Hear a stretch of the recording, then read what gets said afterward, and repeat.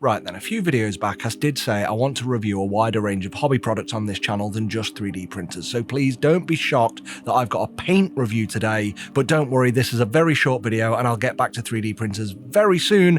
I'm just waiting on a few of the big brands to send me their new products, some of which you don't know about. Just treat this as filler in the meantime. Anyway, I'll keep it brief. Hi, I'm Ross, this is Firehammer Videos. Today I'm looking at a few paints from Scale75's new games range. I got about 2 weeks notice of this before the campaign went live, so I nipped round to the painting phase where Pat and I had a play with these paints for a day.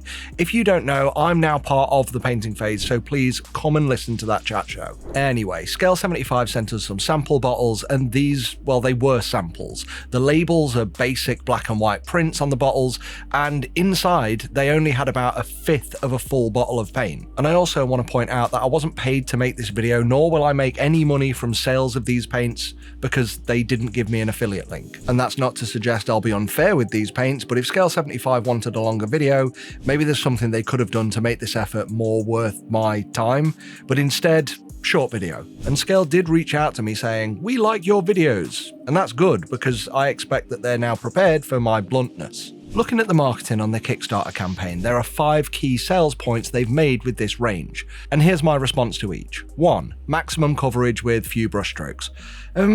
Not really. Blues cover well, yellows are everything in between is in between. I've honestly no idea what they mean by this. There are many other brands where coverage is generally much better across the range, so what are they saying this in comparison to? But that's not to say these are bad paints, because point 2 is creaminess and high pigmentation. Well, yes. Here, this is one of the best things about almost the entire Scale range. It's how well they thin down and maintain an even pigmentation, but I'll come back to that in a mo when I actually paint stuff. Point 3 is matte finish with vibrant colours. Yeah, they're all matte from what I tested, where the Scalecolor and Fantasy ranges are matte to soft sheen. It varies greatly. These are more consistently matte. I don't know what they mean by vibrant colours though. From what I saw, I couldn't find a particular paint that was significantly different to an alternative in their existing ranges. There may be a little more vibrancy and pureness in these colours, but it's not something that I significantly noticed, but I tend to darken things down quite a way anyway. Point 4 is pretty much point 2 again. You can thin this down, and unlike many other paints that become blotchy when too much water is added, Scale paints on the whole thin down very evenly, but again, I'll come on to that in a second. And 5 is long-lasting resistance for miniature handling. Okay, I mean, in our testing, some of the paint was peeling off whilst we were painting, but I didn't see this as any worse or, well, any better than any other brand. Now, we took a few approaches to painting these. We used the models from the Space Marine Heroes board game, and I have to say, when airbrushing, they thinned down super well. All the colours we tested were easily thinned with airbrush thinner and sprayed without any spotting. This was like spraying with some thin Tamiya acrylics, some paints that are loved by the likes of Cult of Paint, but without needing any special Tamiya thinner. So I definitely recommend these for airbrushing with smooth blends. When it comes to dry brushing though, if you want to achieve a smooth blend, these are not the paints to choose, because the matte finish they have will naturally build up a chalkiness. If that's the effect you want, great, but otherwise I'd use them to dry brush edge highlights, and that's about it. But general painting wise, after airbrushing, Pat used them for edge highlighting and I attempted some blends. And for edge highlighting, Pat described them as perfectly adequate. When it comes to blending, I think this is the one place that Scale75 paints have always been great.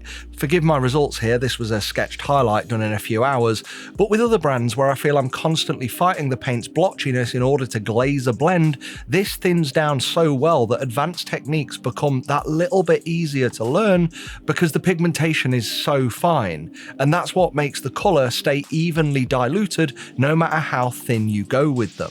I think in summary, I have to say, I do like these paints, but I don't like them for the reasons they're being promoted. Don't get me wrong, it just seems like these are aimed at people looking for a beginner-friendly paint, and they aren't bad. I just feel that there are already brands out there with better coverage for blocking in flat colours faster, and that's what I'd recommend to most beginners. But where these excel is where all Scale 75 paints excel, and that is thinner coverage, which in my opinion is more for those of you who want to lean into things like glazing techniques, and for that I find these very approachable. They aren't bad paints, but they also just aren't amazing new paints. So I guess in summary, they are paints. So if you like paints, you can buy them. If this one sounds a little phoned in, it's because it was, but at least I got the point across and didn't waste much of your time. In future, I wouldn't mind spending more time with products like these so I can actually make a more compelling video, but I was given these 2 weeks before the campaign went live and I kind of need to get the video out before the campaign ends.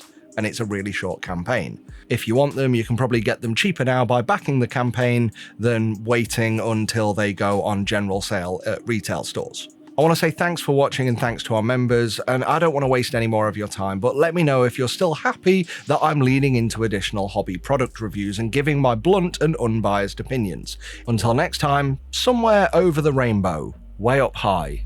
Fohammer out.